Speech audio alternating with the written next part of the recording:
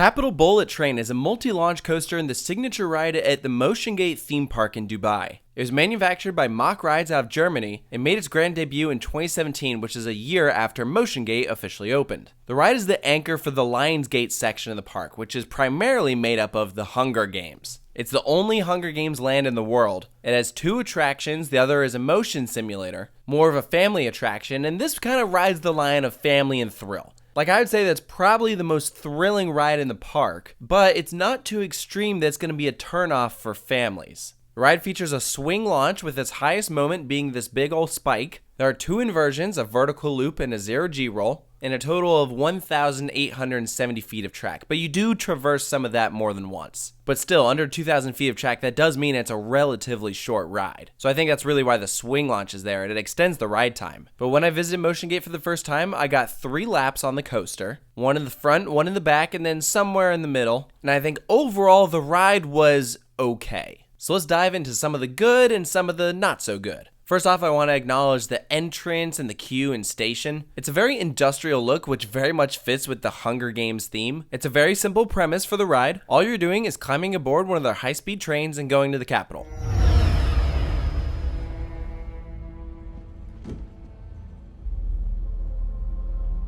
It's huge.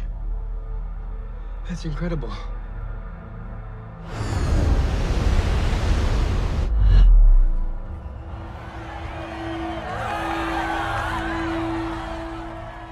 The queue is primarily made up of this large room with a lot of switchbacks. You can see some references on the walls to Katniss and Peeta winning the Hunger Games. When you get to the station, it's relatively bare, but they do have these banners for Pan Am up at the top. You can see their slogan, Pan Am today, Pan Am tomorrow, Pan Am forever. There are definitely better queues at Motiongate, including the ride that's literally right next door to this, John Wick Open Contract, which has probably one of the best queues I've ever seen. But this one was a bit on the lighter side. It seems like they spent more of their money on the actual ride experience, which ironically still felt dialed back. You'll climb aboard your 20-passenger trains. This has the exact same seating and restraint setup as the other Mack Rides launch coasters such as Blue Fire, Copperhead Strike, Helix, Manta at SeaWorld San Diego. But unlike those other rides, Capital Bullet Train has a unique beginning. It starts off with a switch track. This is to accommodate to the swing launch, so you slide over to your left, you're lined up perfectly with the vertical loop and then the spike directly behind you, and then you accelerate up to a speed that has not actually been released, but it's probably not very high. You just barely start to crawl up that loop.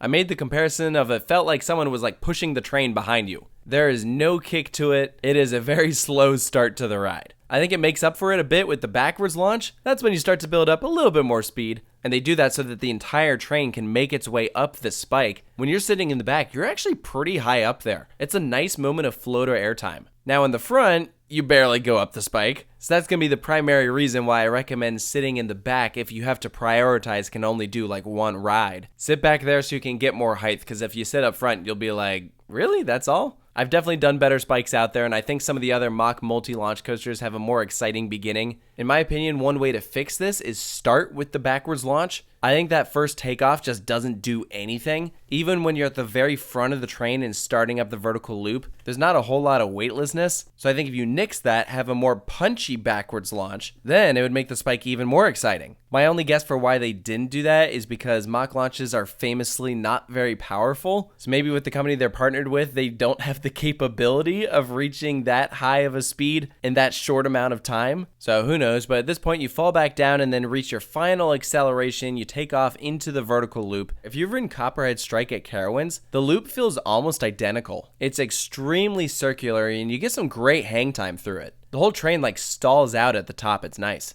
An underrated moment, right after this vertical loop, you take this bank turn to the right and actually throws you kind of suddenly. It's a quick motion that you don't expect because up until this moment, the ride has been pretty graceful. But there are actually a few surprises on this ride, starting with that, and then this bank turn to the right sends you into a twisted airtime hill. This, I think, is objectively the best part of the ride. You're getting ejector airtime while getting laterally tossed to the left. So it's sudden movements like that I wish we saw more of, actually. But following that hill, we have a bank turn to the left and then this fun little S-bend. You're very low to the ground, swishing to the right, then back to the left, and that throws you into a corkscrew. And I like this moment. It's a good inversion. Honestly, I wish there was another moment like this on the ride. Because the problem is, after this element, you're essentially taking one long bank turn into the brake run. You're just wrapping around a lot of the other track that you've already passed through, ducking underneath the launch section in the bank turn, providing two very good moments of near miss. It's one of those times where you're like, whoa, should I really have my hands up in the air? But you clear it, and then there's a little bunny hop into the final brake section, which is actually pretty well themed. They dressed it up to look like a Capitol street. You'll see all these lampposts. There's audio saying, now approaching the Capitol. And you'll see these nice wide paintings of all the buildings with the mountains in the background, the water in the front. It's very pretty. And then you're back in the station. So I think Capitol Bullet Train is solid for what it is. It's not the most impressive ride in the world.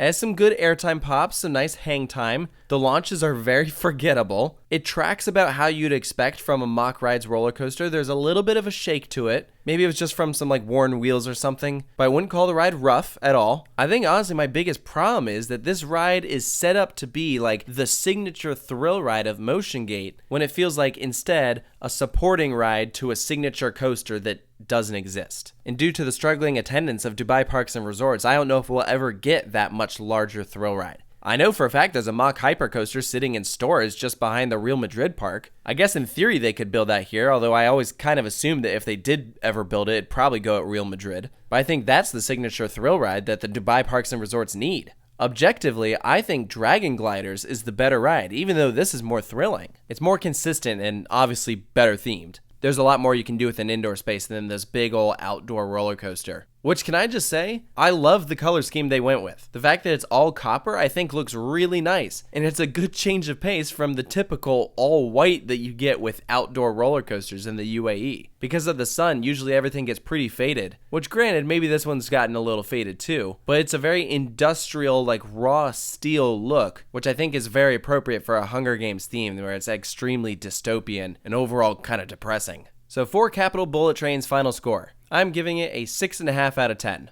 I think it is one of the weakest of the Mack Rides multi-launch coasters. It's marketed as the big thrill ride here, which it somewhat delivers in, but it's a little too extreme to be a family coaster. So it's somewhere like awkwardly in the middle, and having done several other similar rides, I mean, heck, I would even say that probably Velociraptor down the street at IMG is better than this one. And definitely Copperhead Strike, as I mentioned earlier, that's just a bigger version of this ride. So that's why I did 3 rides on it. I felt pretty satisfied with my experience, but I enjoyed some of the other rides in the park better. So let me know down in the comments below if you've experienced Capitol Bullet Train at Motiongate Dubai, if you agree with the points that I brought up, and of course stay tuned for more here at Coaster Studios, and I'll see you next time.